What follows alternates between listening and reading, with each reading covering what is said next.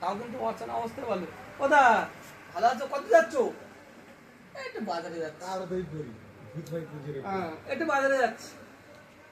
এবার তখন তোমার জিজ্ঞেস করবে যে তোমার স্ত্রী তোমার জিজ্ঞেস করবে, করবে কি যে ওটা কে?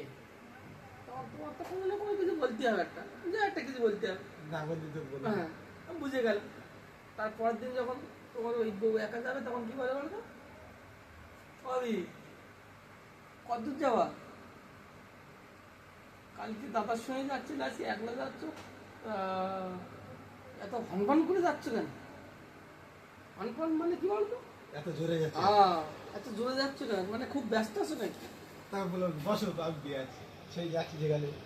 দেয়া শুনে কথা বলবে না, খালি ওইটুকু আওয়াজ করে ছেড়ে দেয়। তাহলে আজকে একটা কথা বললো, কালকে একটা কথা বলবো। তারপর দেখবে